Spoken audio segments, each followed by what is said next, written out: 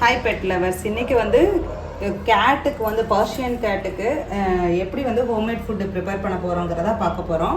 இதில் வந்து பார்த்திங்கன்னா சிக்கன் வந்து 1/2 கிலோ எடுத்திருக்கேன். ஈரல் சிக்கன் லிவர் வந்து ஒரு 200 கிராம் வாங்கியிருக்கேன். அளவான தண்ணி தான் ஊற்றணும், சரிங்களா? பார்த்திங்கன்னா சுத்தமாக ஈரமே இருக்கக்கூடாது, இந்த மாதிரி ட்ரையாக இருக்கணும், சரிங்களா?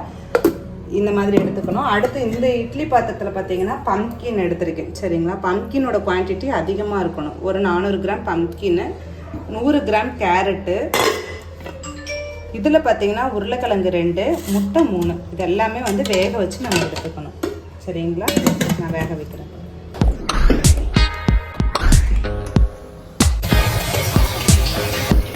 ஏன்னா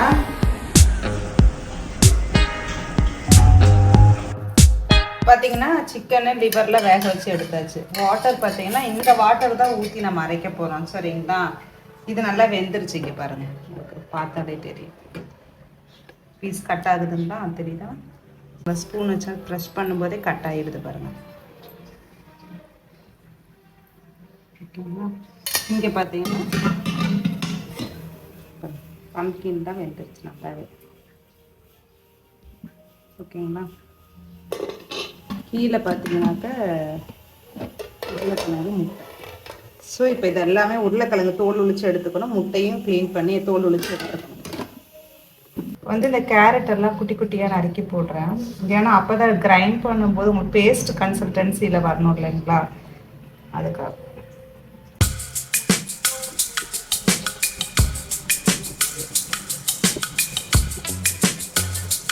இதோட வாட்டரே கொஞ்சமாக ஊற்றி இதை பேஸ்ட் மாதிரி அரைச்சிக்கலாம்.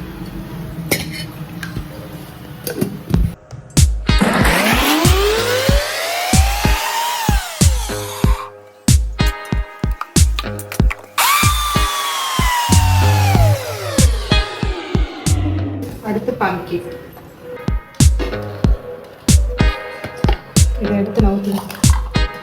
பார்த்தீங்கன்னா உருளைக்கிழங்கு வந்து நம்ம தோல் உளிச்சு எடுத்துக்கணும். கொஞ்சம் சூடாக இருக்குது. ஸோ அதனால் என்ன பண்ணியிருக்கேன்னா ஆர்டினரி வாட்டர் எடுத்து அதில் கட் பண்ணிவிட்டு மிக்சியில் போடும்போது அப்படியே தோலை உளிச்சு போட்டுக்கலாம்.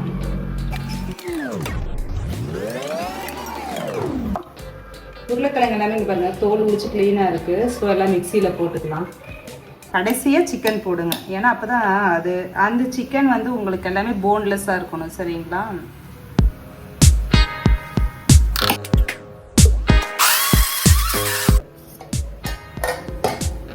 சொல்லுங்க. தண்ணி பார்த்தீங்கன்னா அந்த சிக்கன் வேக வச்ச தண்ணி கொஞ்சம் ஊற்றிக்கங்க. ஊற்றி தான் அரைக்கணும், சரிங்களா? அதனால தான் தண்ணி வந்து அளவாக ஊற்றி அதே தண்ணியிலேயே நம்ம மிக்சியில் அடிக்கும்போது டேஸ்ட் நல்லா இருக்கும். பாருங்கள், சிக்கனும் போடுறேன் நான், சரிங்களா? சிக்கனில் வந்து அந்த போன் சின்ன சின்ன குட்டி குட்டியாக எலும்பு இருக்குங்க.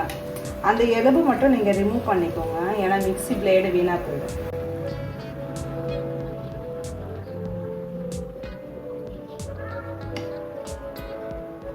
கொஞ்சம் பெரிய பெரிய பீஸா இருந்ததுனாக்க கட் பண்ணியே போடுவோம், சரிங்களா?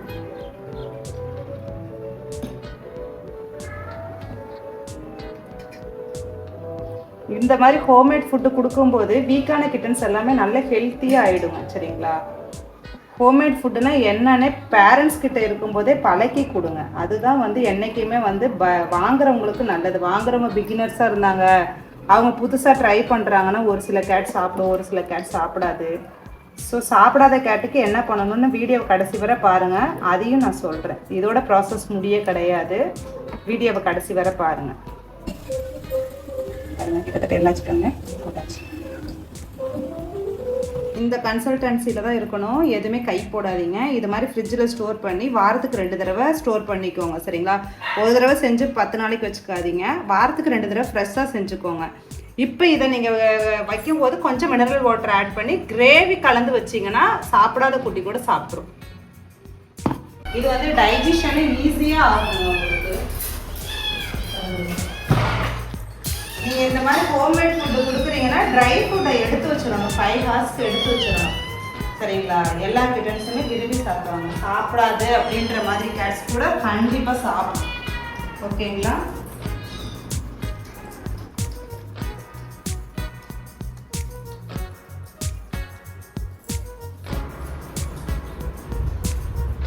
எல்லாமே பிளேட்டை ஃபுல்லாக காலி பண்ணிட்டாங்க. ரெண்டாவது வந்து ஹோம்மேட் ஃபுட்டில் இது சிக்கனுக்கு பதில் பீஃப் போடலாம், மட்டன் போடலாம், காடைக்கறி போடலாம்.